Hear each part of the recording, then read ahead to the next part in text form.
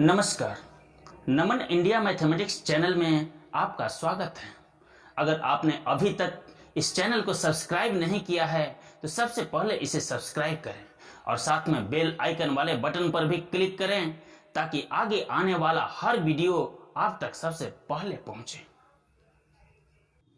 Number system, सबसे पहले इसमें हम लोग नेचुरल नंबर्स को देखते हैं। All counting numbers are called natural numbers, यानी जितने भी काउंटिंग नंबर्स है जिसे हम काउंट करते हैं, ये 1 2 3 4 5 6 ये काउंटिंग नंबर्स हैं, इनको हम लोग क्या कहेंगे? Natural numbers. इसके कलेक्शन को हम लोग कैपिटल N से डिनोट करते हैं और लिखते कैसे हैं? N इज इक्वल टू, ये करली ब्रैकेट देंगे और इसके अंदर लिखेंगे 1 2 3 4 डॉट डॉट डॉट, मीन्स ये आगे 5 6 7 8 आगे बढ़ते जाएगा, कहीं इसका एंड नहीं मिलेगा।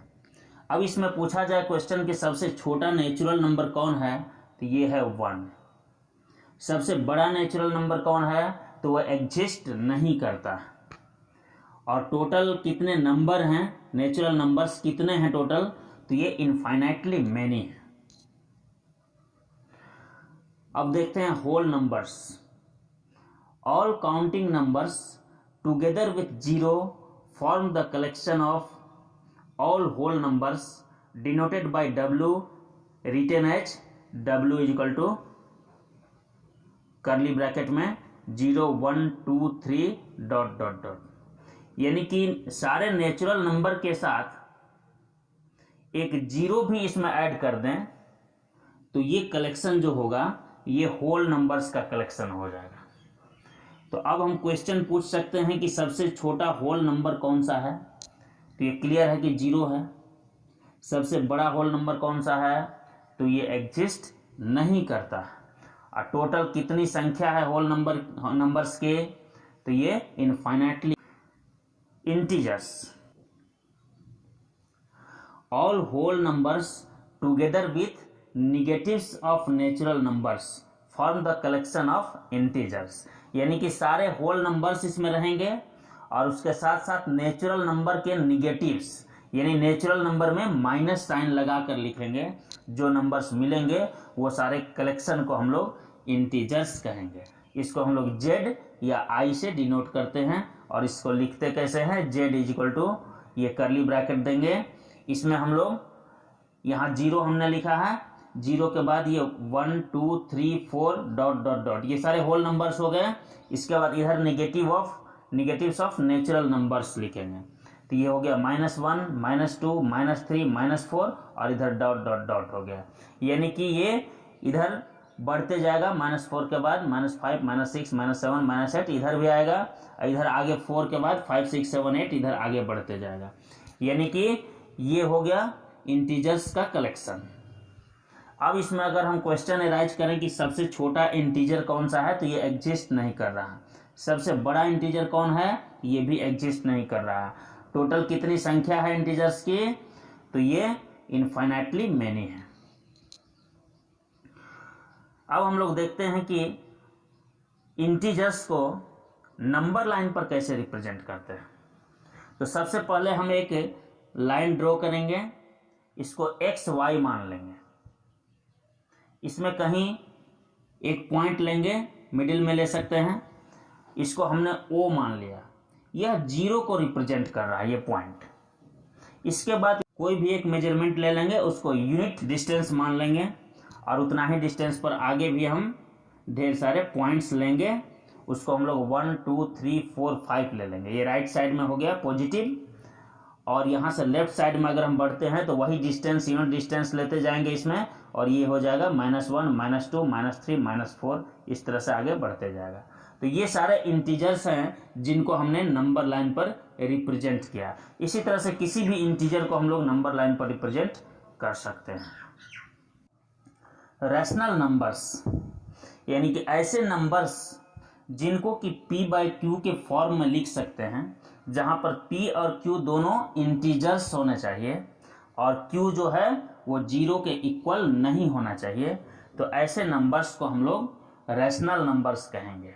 किसी भी नंबर में अगर डिनोमिनेटर 0 हो जाता है तो वो नंबर नॉट डिफाइंड हो जाता है, ठीक है, इसलिए डिनोमिनेटर जीरो के इक्वल नहीं होना चाहिए। अब पी क्यू दोनों को इंटीजर्स होना चाहिए। तो ऐसे नंबर्स को हम लोग रैशनल नंबर्स कहेंगे। इसके कलेक्शन को हम लोग कैपिटल लेटर क्यू से डिनोट करते हैं, यानी कि कैपिटल लेटर क्यू को हम लिख सकते हैं set of all P by Q, यानी इस फॉर्म के जितने भी नंबर्स होंगे उनका कलेक्शन, जहां पर कि q not equal to zero है, अब पी क्यू दोनों इंटीजर्स हैं। ऐसे भी हम इस कलेक्शन को लिख सकते हैं। एग्जाम्पल के लिए हमने लिया है 7/11। यहाँ पर 7 भी इंटीजर है, 11 भी इंटीजर है, और डिनोमिनेटर जीरो के इक्वल नहीं है, ये 11 है। तो यह एक रैशनल नंबर हो गया। यहाँ भी वही चीज़ है, ये -13 भी एक इंटीजर है, 5 भी एक इंटीजर है जो कि जीरो के इक्वल नहीं है, तो ये भी एक रैशनल नंबर हो गया। ये 7 है, 7 को हम 7/1 लिख सकते हैं। तो ये हम कह सकते हैं कि ये भी एक रैशनल नंबर है, क्योंकि इसमें न्यूमरेटर और डिनोमिनेटर दोनों इंटीजर्स है और denominator not equal to zero है। ये है जीरो। जीरो को हम 0 कोई भी नंबर लिख सकते हैं, जीरो को छोड़कर कोई भी नंबर हम डिनोमिनेटर में यहाँ दे सकते हैं। 5 भी लिख सकते हैं, 6 भी लिख सकते हैं, कोई भी नंबर लिख सकते हैं। हमने डेफिनेशन में कहा कि ऐसे नंबर्स जिसको p बाई क्यू के फॉर्म में लिखा जा सकता है, कि जीरो को भी हम 0/5, 0/6, 0/7, 0 कोई भी नॉन जीरो नंबर हम लिख सकते हैं, यानी p बाई क्यू के फॉर्म में लिख सकते हैं, जिसमें कि denominator not equal to zero है। तो यह भी एक रैशनल नंबर हो गया, यानी कि जीरो एक रैशनल नंबर है। Simplest form of a rational number, यानी कि कोई भी रैशनल नंबर है p बाई क्यू, उसको हम लोग सिंपलेस्ट फॉर्म में तभी कहेंगे जब p और q को प्राइम्स हो, यानी कि p और q का अगर हम HCF फाइंड करें तो वो 1 आना चाहिए। एग्जाम्पल के लिए हमने लिया है सिंपलेस्ट फॉर्म ऑफ 15/24। ये 15/24 जो है ये सिंपलेस्ट फॉर्म नहीं है। इस दोनों का अगर हम HCF फाइंड करें तो 3 आएगा, यानी कि 1 के अलावे दोनों में एक कॉमन फैक्टर आ रहा है। वो कॉमन फैक्टर को हम लोग जब तक हटाएंगे नहीं, ये सिंपलेस्ट फॉर्म में नहीं आएगा। तो कॉमन फैक्टर 3 है, 3 से हम 15 को डिवाइड करेंगे, ये 5 आ जाएगा। 24 को 3 से डिवाइड करेंगे, ये 8 आ जाएगा। तो ये 5/8 जो है अपने सिंपलेस्ट फॉर्म में है, क्योंकि 5 और 8 का HCF अगर हम फाइंड करते हैं तो ये 1 आता है। दूसरा है सिंपलेस्ट फॉर्म ऑफ 20/35। इस दोनों में एक कॉमन फैक्टर है 5। उस 5 से हम इस दोनों को डिवाइड करेंगे। 20 को 5 से डिवाइड करेंगे तो 4 आएगा, 35 को 5 से डिवाइड करेंगे तो ये 7 आएगा। तो अब ये 4/7 जो है ये सिंपलेस्ट फॉर्म में आ गया है, क्योंकि दोनों का HCF अगर हम फाइंड करते हैं तो ये आता है 1। कुछ क्वेश्चंस हम कर लेते हैं। पहला क्वेश्चन है right 39/91 in its simplest form. इसका सॉल्यूशन देखते हैं। We have 39/91। 39 और 91 का अगर हम HCF फाइंड करते हैं तो HCF इसका आएगा 13। हमने यहाँ लिखा है, आप इसको फाइंड कर सकते हैं, ये 13 आएगा। तो 13 से न्यूमरेटर और डिनोमिनेटर दोनों को हमने डिवाइड किया तो ये आ गया 3 और यहाँ पर आया 7। तो ये 3/7 जो है ये सिंपलेस्ट फॉर्म में आ गया। सेकेंड क्वेश्चन हमने लिया है right 3 rational numbers equivalent to 3/5। 3/5 के इक्विवेलेंट रैशनल नंबर्स हमको लिखना है। तो अब न्यूमरेटर और डिनोमिनेटर में किसी भी नंबर से, सेम नंबर से अगर हम मल्टीप्लाई कर दें तो जो नया रैशनल नंबर आता है वो पहले वाले के इक्विवेलेंट होता है। हमने यहाँ 3/5 को 2 से मल्टीप्लाई किया, फिर 3 से भी मल्टीप्लाई किया, 4 से भी मल्टीप्लाई किया। हम किसी भी नंबर से न्यूमरेटर और डिनोमिनेटर में मल्टीप्लाई कर सकते हैं। तो 2 से मल्टीप्लाई करने पर ये आ गया 3 2 6 और 5 2 10, और यहाँ आ गया 9/15 और इसमें आया 12/20। इस तरह से ये सारे रैशनल नंबर्स जो हैं ये 3/5 के इक्विवेलेंट हुए। Thus 3 rational numbers equivalent to 3/5 are 6/10, 9/15 and 12/20. Representation of rational numbers on number line. Example के लिए हमने लिया है रिप्रेजेंट 2/5 ऑन नंबर लाइन। हमने एक नंबर लाइन एक्स वाई लिया, इस पर एक पॉइंट ओ ले लिए, इसको 0 मान लिए। ओ ए को हमने 1 यूनिट लिया, ओ बी हो गया 2 यूनिट्स। इसी तरह माइनस के तरफ भी ले सकते हैं, ये ओ सी हो गया यहाँ 1 यूनिट। फिर आगे हम लोग बढ़ेंगे। अब ये ओ ए जो है इंटरवल, इसको हम लोग 5 इक्वल पार्ट्स में डिवाइड कर देंगे, क्योंकि यहाँ पर डिनोमिनेटर 5 है। डिनोमिनेटर जितना रहेगा उतना ही पार्ट में डिवाइड करना है। तो ये 5 इक्वल पार्ट्स हो गया, first part, second part, third part, fourth part, fifth part. उतना उसी तरह से ए बी को भी हमने 5 इक्वल पार्ट्स में डिवाइड कर दिया, ओ सी को भी कर दिया, आगे भी इसी तरह से हम लोग बढ़ेंगे। हमको यहाँ 2/5 चाहिए। 0 से जब हम आगे बढ़ेंगे तो ये पहला जो मिलेगा हमको पॉइंट, ये 1/5 होगा, दूसरा 2/5, फिर 3/5, 4/5, 5/5, 6/5, 7/5, 8/5। इस तरह से हम लोग आगे बढ़ते जाएंगे। माइनस की तरफ अगर आते हैं तो -1/5, -2/5, -3/5, इसी तरह से सारे पॉइंट्स हमको मिलेंगे। हमको 2/5 चाहिए, तो यहाँ हमने देखा कि ये 2/5 पॉइंट है जो कि मिल गया। इसको हमने P मान लिया। ये OP जो हो गया ये 2/5 यूनिट्स हो गया, यानी कि 2/5 को हमने नंबर लाइन पर रिप्रेजेंट किया। इसी तरह से एक और हम एग्जाम्पल लेते हैं। Example 2, represent 7/4 on the number line. ये 7/4 है, इसको नंबर लाइन पर कैसे रिप्रेजेंट करेंगे? हम 7/4 को मिक्स्ड फ्रैक्शन में लिख सकते हैं 1 3/4। ये इंटीग्रल पार्ट हो गया 1, और 3/4 जो है ये फ्रैक्शनल पार्ट हो गया। हमने एक नंबर लाइन XY ड्रॉ किया। यहाँ पर एक O पॉइंट लिए जो कि 0 को रिप्रेजेंट कर रहा है। OA ये 1 यूनिट हुआ, और AB फिर 1 यूनिट हुआ, यानी कि OB 2 यूनिट्स हो गया।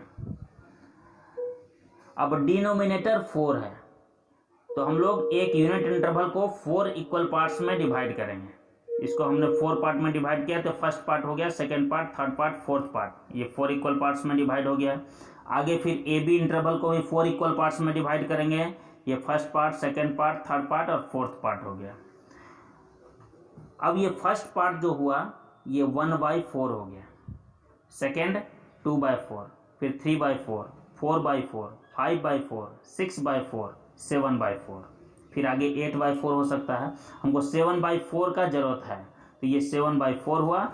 ये इस पॉइंट को हमने नेम दिया P, यानी कि OP इक्वल टू हो गया 7/4 यूनिट्स। इस तरह से हमने 7/4 को यहाँ पर रिप्रेजेंट किया।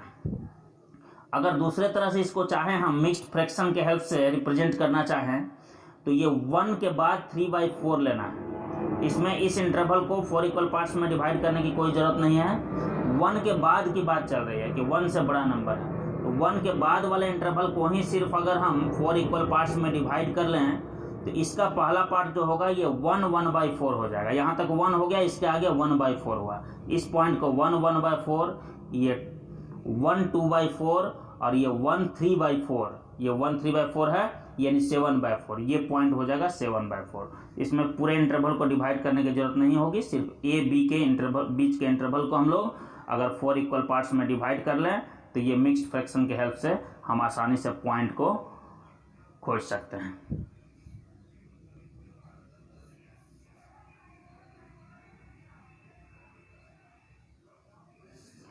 How to find a rational number between two given rational numbers?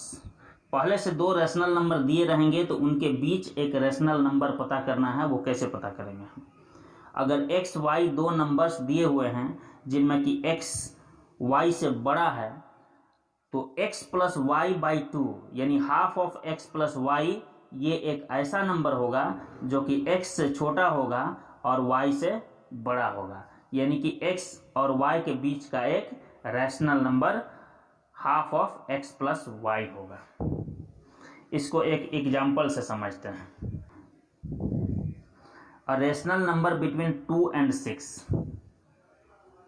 इसको लिख सकते हैं हाफ ऑफ 2 + 6, यानी कि हाफ ऑफ 8। ये 2 + 6 8 हो गया, यानी 4 आ गया। तो 4 जो है एक रैशनल नंबर है 2 और 6 के बीच में।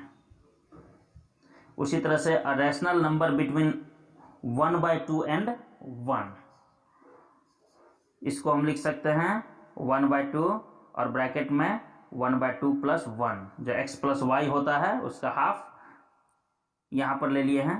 तो ये हो गया 1/2 और इसको सोल्व किए तो ये एलसीएम लेकर के यहाँ 1 लेकर के यहाँ से एलसीएम हो गया 2, तो ये आ गया 2, 1 + 2 आ गया यहाँ पर, तो ये हो गया 3/2, 2 2 जब 4 हो गया यानी 3/4। तो 3/4 एक ऐसा रैशनल नंबर है जो 1/2 और 1 के बीच में लाई कर रहा है। Example 3, find 3 rational numbers between 3 and 5। Solution, a rational number between 3 and 5 is equal to 1/2 3 + 5, यानी कि हाफ ऑफ 8 यानी 4।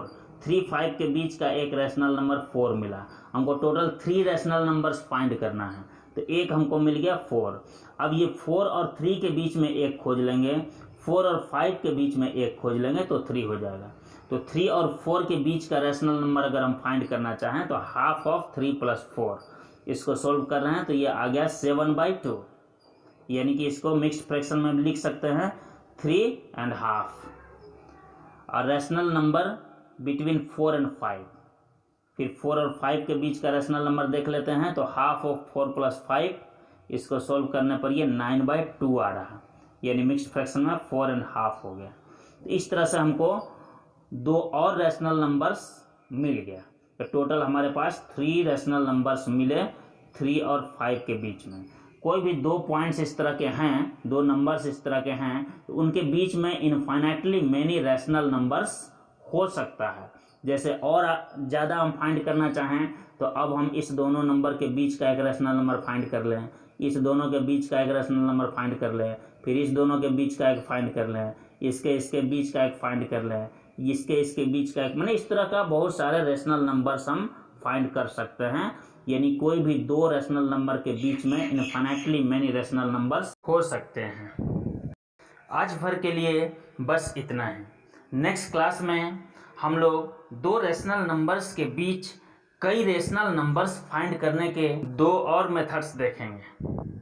आप स्वस्थ रहें, सुरक्षित रहें, प्रसन्न रहें और आपका दिन शुभ हो। धन्यवाद।